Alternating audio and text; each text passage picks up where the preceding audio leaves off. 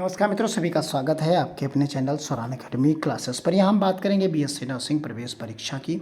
अब mop up round के लिए आप लोग सोच रहे होंगे क्योंकि राउंड 2 में भी आपको सीट नहीं मिली और 100 नंबर जिनके आए हैं विशेष तौर से उन्हें सबसे ज़्यादा सोचना है कि उन्हें 100 नंबर उनके आए और उन्हें सीट नहीं मिली या 100 नंबर से कम है, उनके लिए क्या भविष्य रहने वाला है मॉपअप राउंड में।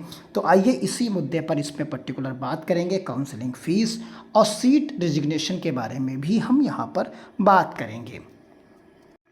देखिए, यहाँ पर मॉपअप राउंड की काउंसलिंग के बारे में इंफॉर्मेशन दी गई, उसे आप यहाँ पर एक एक करके चीज़ों को समझ सकते हैं। तो इसमें वही लोग पार्टिसिपेट करेंगे जिन्होंने अभी तक किसी भी काउंसलिंग में पार्टिसिपेट नहीं किया। एक वो लोग करेंगे, दूसरे वो लोग करेंगे जिन्हें राउंड 1 और राउंड 2 में जो है कोई भी कॉलेज नहीं मिला, वो लोग कर लेंगे। राउंड 1 और राउंड 2 में काउंसलिंग तो उन्होंने की लेकिन उन्होंने कोई कॉलेज उन्हें प्राप्त नहीं हुआ, वो लोग करेंगे। तीसरे वो लोग होंगे जो सीट को रिज़ाइन कर देंगे।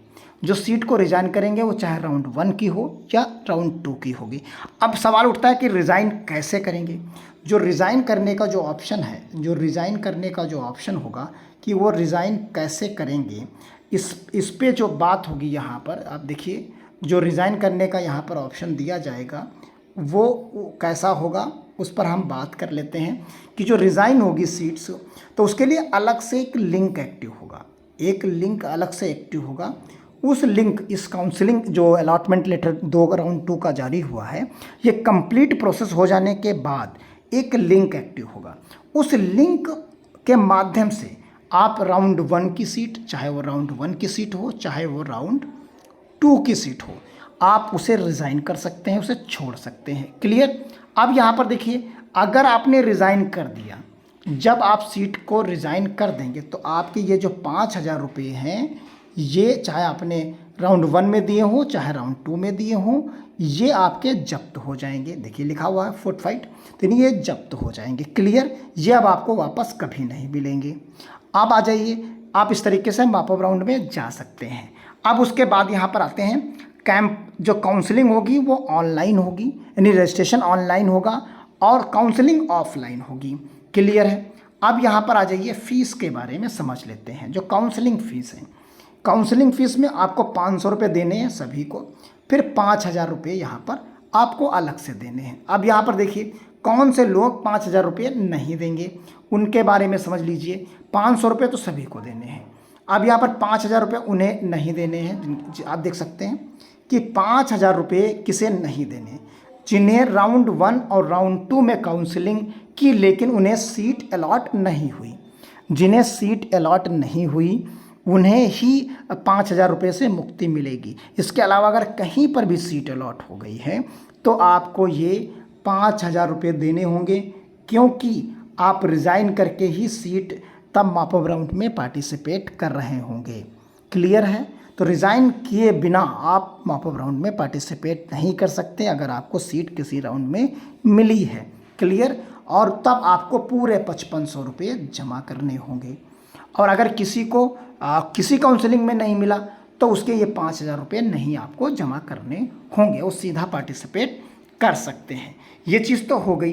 अब यहीं पर हम बात कर लेते हैं कि 100 नंबर जिनके आए हैं उसके ऊपर वालों को तो सीट मिल गई है किसी न किसी को, और आप बाकी चीज़ों को और हम आपको दिखाते हैं। आप देखिए, ये स्क्रीन पर आप देख सकते हैं कमेंट। देखिए, ये देखिए लिखा है, सर मेरा 141 नंबर है फिर भी कॉलेज नहीं मिला। अब इन्होंने क्या किया होगा, केवल गवर्नमेंट कॉलेज भरे होंगे, इसलिए इन्हें कॉलेज नहीं मिला। इन्हें अगर ये प्राइवेट कोई भरते तो इन्हें मिल जाता। यानी आप समझ सकते हैं कि गवर्नमेंट की मेरिट कितनी ज़्यादा ऊपर है। इसी तरीके से आप देख सकते हैं, यहाँ पर नीचे की तरफ आप आएंगे तो यहाँ पर देखिए इन्होंने कहा कि 128 मार्क्स आए। कैटेगरी रैंक आप जो ओपन रैंक 516 और यहाँ पर रैंक इस तरह कैटेगरी रैंक इनकी 516 है और 1144 है, क्योंकि गवर्नमेंट कॉलेज मिल जाएगा बीआरटी, ये इन्होंने उसका पूछा है पैरामेडिकल का। तो यहाँ पर आप कंफ्यूज ना हो। नीचे आइए, यहाँ पर आप देख सकते हैं कि जो है इनमें मिलेगा आपको पूरा का पूरा डिटेल जो है। क्या मॉपअप राउंड में 141 पर ओबीसी गवर्नमेंट कॉलेज मिल सकता है? तो ये मुश्किल है, क्योंकि यहाँ पर जब आपको ओपन राउंड में नहीं मिला तो यहाँ पर मॉप अप राउंड में भी नहीं मिलेगा। मॉप अप राउंड में तो करीब करीब 50 सीटें या 40 सीटें के ही आसपास आपके पास विकल्प होगा, यानी 40 से 50 सीटें ही ऐसी होंगी जो गवर्नमेंट की होंगी, उसमें आरक्षण के तहत भी लगेगा, तो इसलिए मुश्किल है कि आपको मॉप अप राउंड में मिल जाए। अब जैसे इनका पूछना है यहाँ पर कि सीट मैट्रिक्स कब आएगा, मॉप अप राउंड से है क्योंकि ये वीडियो मॉप अप राउंड का पड़ा हुआ है।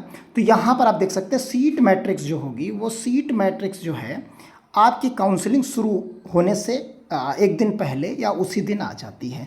तो यह मान के चलिए 31 तारीख जुलाई के आसपास जो है सीट मैट्रिक्स आपकी आ जाएगी, आप देख पाएंगे। तो देखिए मेरा 99 है, कोई कॉलेज अलॉट नहीं हुआ सर, बताएं क्या करूं। तो ये आप मॉप अप राउंड में जा सकते हैं, मॉप अप राउंड में जा सकते हैं शायद ही, क्योंकि वहाँ पर बहुत सारे लोग सीट रिज़ाइन करके आएंगे, तो एक मौका होगा एक आपको सीट पाने का। तो यानी यहाँ पर एक तरीके से कहा जा सकता है 141 ओबीसी कैटेगरी कॉलेज नहीं मिला और कोई चांस है कि मुझे मॉप अप राउंड में गवर्नमेंट कॉलेज मिल जाए, तो ये बहुत ही रेयर चांसेस हैं कि आपको वहाँ पर भी कोई कॉलेज मिल जाए।